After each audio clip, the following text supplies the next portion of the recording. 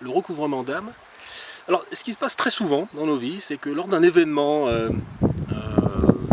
brutal, par exemple un accident de la route, hein, ou un décès dans votre famille, ou une humiliation quand vous êtes petit à l'école, ou un abandon, voilà, des événements très brutaux comme ça, il y a un morceau de notre âme qui reste scotché.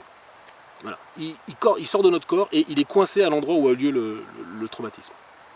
Alors ça peut être des événements brutaux comme ça, mais ça peut être aussi des événements un peu plus fins, hein, comme du jugement. Vous avez des règles de jugement sur vous-même tellement fortes qu'il y a une partie de vous qui ne peut plus vivre en vous, quoi. Donc elle s'en va aussi. Voilà, donc ça peut être aussi des choses comme ça. Et donc ce morceau d'âme, il est coincé quelque part.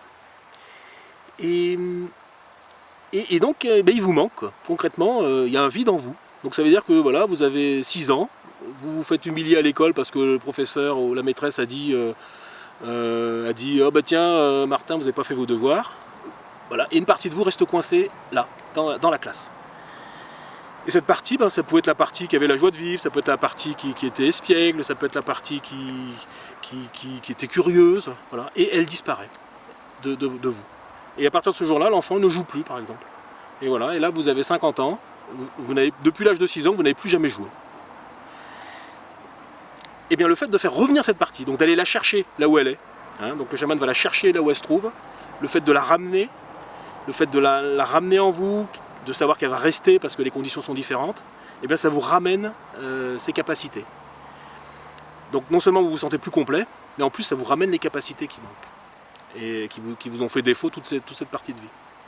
Donc voilà, donc ça c'est des soins extrêmement puissants, parce que la personne, voilà, elle change presque je veux dire, voilà, très souvent on retrouve de la joie de vivre, on retrouve des choses très très puissantes qui nous manquent depuis des années et des années.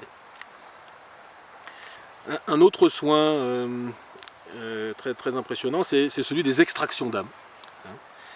À savoir que, voilà, que notre aura, hein, nous protège, hein, de l'extérieur, dans le monde des esprits. C'est aussi une interface avec ce monde-là. Et quand elle est en mauvais état, hein, quand elle est percée ou quand elle est extrêmement faible suite à des médicamentations ou de la drogue ou des situations vraiment dures où vos énergies sont très très basses, et ben voilà, vous devenez vulnérable à des squattages. Hein. Donc, il peut y avoir une âme qui est là, dans un hôpital par exemple, ou dans un bar, dans des zones un peu étranges. Une âme qui est là et qui, en résonance avec vous, va décider de rentrer en vous, soit pour être au chaud, soit pour trouver un corps, hein, ou soit même pour vous aider, parce que voilà, il y a une résonance dans une situation difficile, elle vient vous apporter de l'aide, et elle s'installe. Voilà. Donc ça peut être une aide appréciable, hein, parce que voilà, si vous êtes un enfant battu et que cette âme elle vous apporte de la puissance ou de la force pour crier, pour hurler, voilà, ça évite les coups par exemple. Donc ça peut être à l'instant T, ça peut être intéressant. Mais sur le long terme, ça ne l'est pas du tout, puisque voilà, c'est pas vous. Et donc cette âme peut être là, elle peut rester cachée pendant très longtemps, ou vous faire mal au genou par exemple, et voilà, on la fait partir, le genou va mieux.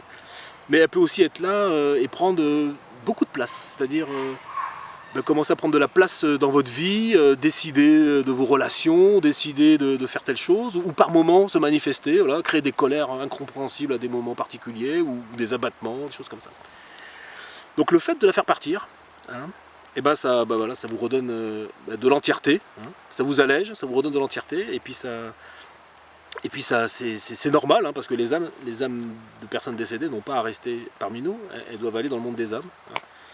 Voilà, donc ça c'est vraiment des soins très puissants, et ça concerne beaucoup d'entre nous. Voilà, c'est le passage d'âme. Hein, le passage d'âme, c'est le fait de faire partir des âmes qui sont restées coincées parmi nous. Donc souvent c'est lié à des chocs, à des morts violentes. Hein. La personne n'a même pas eu le temps de savoir qu'elle était morte, elle ne le sait même pas.